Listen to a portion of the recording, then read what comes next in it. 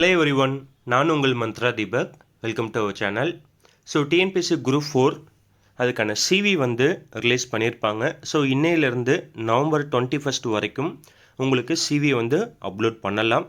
So முடிஞ்ச அளவுக்கு இ-சேவை சென்டரில் இல்லை ப்ரௌசிங்கில் அப்லோட் பண்ணிக்கோங்க. நீங்கள் ஓனாக அப்லோட் பண்ணுறதை அவாய்ட் பண்ணிக்கோங்க. என்ன அப்படின்னா மேபி எரர் வரதோ இல்லை டாக்குமெண்ட் கிளியராக இல்லாமல் இருக்கலாம். ஓகே, ஸோ என்னென்ன டாக்குமெண்ட் நிறைய பேருக்கு ஒரு சின்ன கன்ஃபியூஷன் இருக்கும். ப்ரொவிஷ்னலில் சில நம்பர்ஸ் 102ன்னு வருதுங்க சார், எனக்கு ப்ரொவிஷ்னல் சர்டிஃபிகேட்டில் அந்த டிகிரி சர்டிஃபிகேட்டுக்கான நம்பரே கொடுக்கல அப்படின்னு சில கன்ஃபியூஷன் இருக்கும்.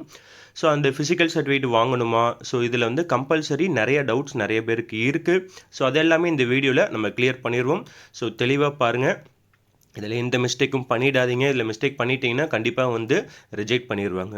ஓகே, ஸோ இந்த வீடியோ பார்க்குற எல்லாருமே லைக் பண்ணிவிட்டு சப்ஸ்கிரைப் பண்ணிவிட்டு பாருங்கள். நம்மளோட டெலகிராம் அண்ட் வாட்ஸ்அப் குரூப் அந்த டெலகிராம் சேனல்லேருந்து எல்லாமே கம்ப்ளீட்டாக இந்த வீடியோ கீழே டிஸ்கிரிப்ஷனில் கொடுத்துருக்குறேன், அதையும் தெளிவாக பார்த்து ஜாயின் பண்ணிக்கோங்க. கவுன்சிலிங் அப்டேட் எல்லாமே எல்லா பிடிஎஃப்மே நம்ம டெலகிராம்லேயும் இருக்குது, அதையும் பார்த்து அக்சஸ் பண்ணிக்கோங்க. ஸோ வாங்க வீடியோக்குள்ளே போகலாம். ஓகே, ஸோ இப்போ என்னென்ன சர்டிஃபிகேட் வந்து சிவி அப்லோட் பண்ணுறதுக்கு தேவை? ஓகே, நீங்கள் வந்து அப்லோட் பண்ண, அதாவது நீங்கள் குரூப் 4 அப்ளை பண்ணும்போது என்ன சர்டிஃபிகேட் நீங்கள் அப்லோட் பண்ணுனீங்களோ அதை தான் அப்ளை பண்ணணும். ஓகே சார், நான் ஃபஸ்ட்டு ஒன்று வாங்கியிருந்தேன், அது மேபி எனக்கு மிஸ் ஆகிருக்கு, நான் இப்போ புதுசாக வாங்கி வச்சுருக்கேன், நான் அப்லோட் பண்ணலாமான்ட்டு ஒரு சில பேர் கொஸ்டின்ஸ் கேட்டிருந்தீங்க. இப்போ இன்கேஸ் ஓல்டு சர்டிஃபிகேட் நீங்கள் மிஸ் ஆகிடுச்சு, ஒரிஜினல் தான் அப்லோட் பண்ணணும். ஓல்டு சர்டிஃபிகேட் மிஸ் ஆகிடுச்சு அப்படின்னா நீங்கள் என்ன பண்ணணும் அப்படின்னா, நியூவாக அப்லோட் பண்ணும்போது அதில் பர்டிகுலராக ஒரு அப்பாலஜி லெட்டரை எழுதி நீங்கள் அப்லோட் பண்ணிடுங்க. ஓகே, ஸோ ஃபஸ்ட் ஒன் கிளியராக சொல்கிறேன், நோட் பண்ணிக்கோங்க. உங்களோட எஸ்எஸ்எல்சி மார்க் ஷீட், உங்களோட 10th மார்க் ஷீட், அதில் சர்டிஃபிகேட் நம்பர் அப்படிங்கிறது ஒன்று கொடுத்து வச்சுருப்பாங்க. உங்களுக்குன்ட்டு ஒரு சர்டிஃபிகேட் நம்பர் இருக்கும், அந்த நம்பர் கொடுத்துருப்பாங்க. ஸோ அதை பார்த்து வச்சுக்கோங்க. 500 கேபிக்குள்ளே தான் இருக்கணும், பிடிஎஃப் ஃபார்மேட்டில் தான் பண்ணணும். ஓகேங்களா? ஸோ இது சர்டிஃபிகேட் நம்பரோடு இருக்குன்னா அந்த சர்டிஃபிகேட்டை கரெக்டாக தெளிவாக பார்த்து அப்லோட் பண்ணிக்கோங்க.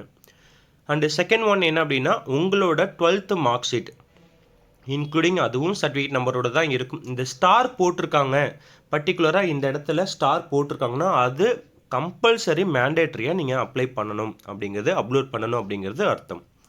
நெக்ஸ்ட்டு தேர்ட் ஒன், இந்த இடத்துல தான் நிறைய பேருக்கு கன்ஃபியூஷன் இருக்குது. So UG provisional certificate or degree certificate consolidated mark sheet, இதில் ஸ்டார் போட்டிருக்காங்கன்னா அப்போ கம்பல்சரி பண்ணணும். நிறைய பேருக்கு இதில் டவுட், சார் சர்டிஃபிகேட் நம்பர் 102 இருக்குது, நான் இதுக்கு முன்னாடி என்னோட ஒரிஜினல் சர்டிஃபிகேட் வேறு ஒரு போலியோ நம்பர் கொடுத்துருப்பீங்க, அதில் ஒரு நம்பர் இருக்கும், நானாக இந்த நம்பருக்கும் அதுக்கு மேட்ச் ஆகலை. இது கவலைப்பட வேண்டியதில்லை. ஓகே, இது சர்டிஃபிகேட் நம்பர் ஜென்ரலாக நிறைய பேருக்கு 102 தான் கொடுத்துருக்காங்க. சில பேருக்கு சர்டிஃபிகேட் நம்பரே கொடுக்கல, சில பேருக்கு ஒரிஜினல் சர்டிஃபிகேட்டோட நம்பர் வந்திருக்கு, பட் சில பேருக்கு சர்டிஃபிகேட் நம்பரே கொடுக்காமே இருக்காங்க. ஸோ இது ப்ராப்ளம் கிடையாது, நீங்கள் இதை பற்றி ஒரி பண்ண வேண்டாம். ஸோ அதுவும் 500 கேபிக்குள்ளே தான் இருக்கணும், இதையும் தெளிவாக பார்த்துக்கோங்க. ஸோ இதை பற்றி ஒரி பண்ண வேண்டாம், நீங்கள் அப்லோட் பண்ணிடுங்க. என்ன டாக்குமெண்ட் கொடுத்துருக்கீங்களோ உங்களோட அப்ளிகேஷனை எடுத்து பாருங்கள், குரூப் 4ஓட அப்ளிகேஷனை வந்து பிடிஎஃப் எடுத்து பாருங்கள், அங்கே என்ன கொடுத்துருக்கீங்களோ அதே இதை இங்கேயும் கொடுத்துருங்க.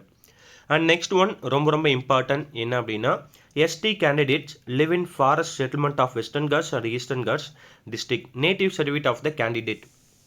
ஓகே, ஸோ இப்போ வந்து பார்த்தீங்கன்னா நீங்கள் வெஸ்டர்ன் காட்ஸ் அண்ட் ஈஸ்டர்ன் காட்ஸோட அப்ளை பண்ணும்போது நீங்கள் வெஸ்டர்ன் காட்ஸில் இருக்கீங்களா ஈஸ்டர்ன் காட்ஸில் இருக்கீங்களான்னு கேட்டிருப்பாங்க. ஸோ அது எஸ்டி கேண்டிடேட் அப்படின்னு சொன்னோம்னா அது ஓவராலாக எல்லா கேண்டிடேட்டுக்கும் தான். ஓகே, அதுக்கான native certificate of the candidate வந்து அப்லோட் பண்ணணும். இந்த இடத்துல நேட்டிவ் சர்டிஃபிகேட் வந்து நீங்கள் வாங்கி அப்லோட் பண்ணியிருக்கணும். சார் இன்கேஸ் எனக்கு நேட்டிவ் சர்டிஃபிகேட் இல்லை, ஆனால் இதில் நிறைய பேருக்கு டவுட் இருக்குது, என்ன அப்படின்னா, சார் நான் JA typist and steno and forest. Okay, so இதில் வந்து நான் ஃபாரஸ்ட் ஆல் த போஸ்ட் நான் கொடுத்துருந்தேன், நான் ஜேஏ வந்து நான் ஜேஏக்கு தான் கன்ஃபார்மாக எனக்கு கிடைச்சிடும், நான் அதுக்கே போகிறேன், அப்போ நான் இந்த சர்டிஃபிகேட் அப்லோட் பண்ணணுமான்னு கேட்டால் வேண்டியதில்லை. 100% உங்களுக்கு இதில் நீங்கள் கிளியர் ஆகிடுவீங்க அப்படின்னு தெரிஞ்சால். ஸோ ஃபாரஸ்ட்டுக்கான சர்டிஃபிகேட் கொடுக்கணும், இந்த இடத்துல நீங்கள் கொடுக்கணும்னு அவசியம் கிடையாது. மேபி என்ன பண்ணுறீங்க அப்படின்னா, இந்த இடத்துல உங்களோட any ID proof, Aadhaar, voter, ஏதாவது ஒரு ஐடி ப்ரூஃபை கொடுத்து ஒரு அப்பாலஜி லெட்ரு, இந்த மாதிரி நேட்டிவ் சர்டிஃபிகேட் கிடையாது அப்படின்னு சொல்லிட்டு ஜஸ்ட் ஒரு ரைட் அண்ட் அப்பாலஜி லெட்டரை நீங்கள் கிளியராக எழுதி கொடுத்துருங்க. இன்கேஸ் ஃபாரஸ்ட் கம்பல்சரி வேணும்னு நினைக்கிறவங்க மட்டும். ஓகேங்களா? And next one, service certificate of discharged and serving temporary government employees if applicable. அதாவது நீங்கள் ஆல்ரெடி கவர்மெண்ட் எம்ப்ளாயாக இருக்கீங்க அப்படின்னா அந்த என்ஓசி இது பண்ணுறது, ஸோ அதெல்லாம் வந்து அப்லோட் பண்ணணும். அப்போ அதையும் தெளிவாக பார்த்துக்கோங்க. அண்ட் நெக்ஸ்ட் ஒன் என்ன அப்படின்னா ஃபிசிக்கல் ஸ்டாண்டர்ட் சர்டிஃபிகேட். இது ரொம்ப ரொம்ப important one. Physical certificate format இங்கே கொடுத்துருக்காங்க, அதை பார்த்துக்கோங்க. பர்டிகுலராக வந்து அது பிடிஎஃப்ல 500 கேபிக்குள்ளே இருக்கணும். நீங்கள் ஃபாரஸ்ட் டிபார்ட்மெண்ட் தான் சூஸ் பண்ண போகிறீங்க அப்படின்னா மட்டும் ஃபிசிக்கல் சர்டிஃபிகேட் நீங்கள் அப்லோட் பண்ணலாம். இல்லைங்க சார், நான் ஜேஏஓ இல்லை டைப்பிஸ்ட்டோ இல்லை ஸ்டெனோவோ நான் வந்து எடுத்துக்கிறேன், அதில் கண்டிப்பாக நான் அதில் போகிறேன் அப்படிங்கிறப்ப நீங்கள் ஒரு வில்லிங் லெட்டர், அதாவது ஒரு லெட்டர் எழுதிருங்க. இந்த மாதிரி வந்து ஃபாரஸ்ட் நான் ஆல் த போஸ்ட்டு கொடுத்துருக்குறேன், தமிழ்லேயே எழுதலாம், அது நோ ப்ராப்ளம். நான் ஆல் த போஸ்ட்டு கொடுத்துருக்குறேன். அண்ட் மோஸ்ட் இம்பார்ட்டன்ட், நான் ஜேஏ எடுக்கிறேன் இல்லை டைப்பிஸ்ட் நான் போகிறேன், ஸ்டெனோ போகிறேன், ஸோ ஃபாரஸ்ட் டிபார்ட்மெண்ட் எனக்கு வேணான்னு 100% கொடுத்துட்டிங்கன்னா இந்த இடத்துல கொடுக்க வேண்டிய அவசியம் கிடையாது. கண்டிப்பாக நீங்கள் ஃபாரஸ்ட்டுக்கு எலிஜிபிள் கிடையாது. இல்லை எனக்கு திடீர்னு வந்து ஃபாரஸ்ட்லேயே வேறு ஏதாவது இது வராமல் போயிடுச்சுன்னா நீங்கள் திரும்ப ஃபாரஸ்ட்டுக்கு எலிஜிபிளுக்கு ஆக முடியாது. அதனால் அதை கொடுக்கும் போதே தெளிவாக அதை பார்த்து கொடுத்துக்கோங்க. அவங்களே சொல்லிட்டாங்க, சர்டிஃபிகேட் ஃபார் ஃபிசிக்கல் ஸ்டாண்டர்ட் கொடுத்து notification may be upload. If failed இதை அப்லோட் பண்ண தவறிட்டிங்கன்னா will not be consider for those post. அதாவது ஃபாரஸ்ட்டுக்கு ரிலேட்டடாக இருக்கிற போஸ்ட்டுக்கு நீங்கள் எலிஜிபிள் கிடையாது. அப்போ நீங்கள் ஜேஏக்கு எலிஜிபிள் இருக்கீங்கன்னா ஃபாரஸ்ட் வேணான்னா இது அப்லோட் பண்ணலை அப்படின்னாவே உங்களுக்கு ஃபாரஸ்ட்டுக்கான இது வந்து கிடையாதுங்கிறது தான் அர்த்தமாக சொல்லப்பட்டிருக்கு. நெக்ஸ்ட் ஒன் உங்களோட டிரைவிங் லைசன்ஸ் இஃப் அப்ளிகபிள், அதாவது ஃபாரஸ்ட்டுக்கு நீங்கள் கொடுத்துருக்கீங்கன்னா மட்டும் இது அப்லோட் பண்ணலாம். இல்லை அப்படின்னா இது வேண்டியதில்லை. ஸோ டிரைவிங் லைசன்ஸ்க்கும் தெளிவாக அதை பார்த்து கொடுத்துருங்க. எல்லாமே ஒரிஜினல் டாக்குமெண்ட் தான் அப்லோட் பண்ணணும். And next one I fitness certificate அப்படின்னு சொல்கிறபடி, ஸோ இதுவும் வந்து தான் ஐ ஃபிட்னஸ் ஃபிசிக்கல் சர்டிஃபிகேட்டும் வாங்கியிருக்கணும், ஐ ஃபிட்னஸ் சர்டிஃபிகேட்டும் வாங்கியிருக்கணும். ஸோ இதுவும் அப்லோட் பண்ண தவறிட்டீங்க அப்படின்னா அந்த ஃபாரஸ்ட் டிபார்ட்மெண்ட்டுக்கான போஸ்ட்டுக்கு நீங்கள் எலிஜிபிள் கிடையாது. ஸோ மேக்ஸிமம் டாப் ரேங்க் எடுத்தவங்க நிறைய பேர் ஜேஏ சூஸ் பண்ணிடுவாங்க. ஓகே, ஃபாரஸ்ட்டு யாருக்கு வேணாலும் கிடைக்கலாம். இன்கேஸ் நான் பார்டரில் இருக்கேங்க சார் எனக்கு கிடைக்குமா அப்படின்னு கேட்டால் கண்டிப்பாக கிடைக்க வாய்ப்பு இருக்குது. நீங்கள் அதை பற்றி கவலைப்பட வேண்டாம். நிறைய பேர் ஜேஏ டைப்பிஸ்ட் எடுத்துருவாங்க.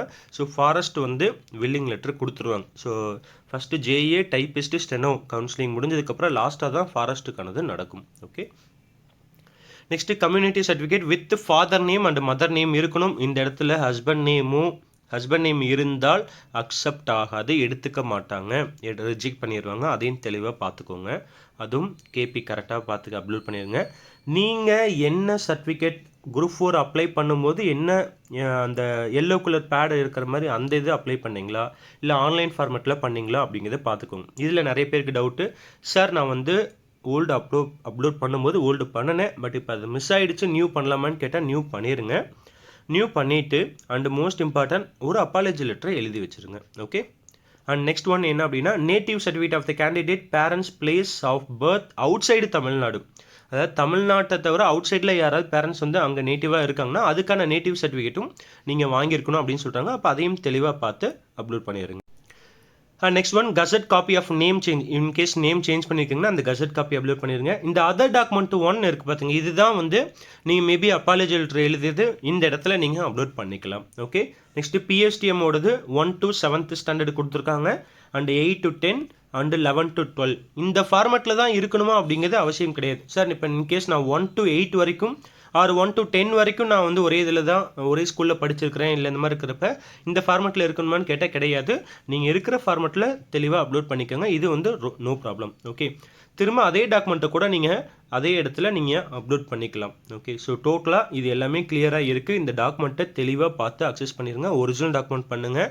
Most of the browsing centre இசேவையில் பார்த்து அப்ளை பண்ணுங்கள். ஓனாக அப்ளை பண்ணுறது முடிஞ்ச அளவுக்கு அவாய்ட் பண்ணிக்கோங்க. மேபி ஃப்யூச்சரில் ஏதாவது ஒரு எரர் வரலாம். ஸோ அதை அவாய்ட் பண்ணுறதுக்கு ஜஸ்ட் ஆஃப் ஒரு 500 300 ருபீஸ் ஆகும். ஸோ அதனால் அதை பார்க்க வேண்டாம். ஓகே, ஸோ ஃபர்தராக உங்களுக்கு ஏதாவது டவுட் இருந்தால் கீழே கமெண்ட் பண்ணுங்கள். கண்டிப்பாக அதை நான் பார்த்துட்டு ரெக்டிஃபை பண்ணுறேன். முடிஞ்ச அளவுக்கு எல்லா கமெண்ட்மே நான் ஆன்சர் பண்ணிட்டு தான் இருக்கிறேன், ரிப்ளை பண்ணிட்டு தான் இருக்கிறேன். ஸோ முடிஞ்ச அளவுக்கு உங்கள் ஃப்ரெண்ட்ஸ் எல்லாருக்குமே ஷேர் பண்ணுங்கள். இந்த வீடியோ கண்டிப்பாக நிறைய பேருக்கு யூஸ்ஃபுல்லாக இருக்கும். Okay, thank you so much.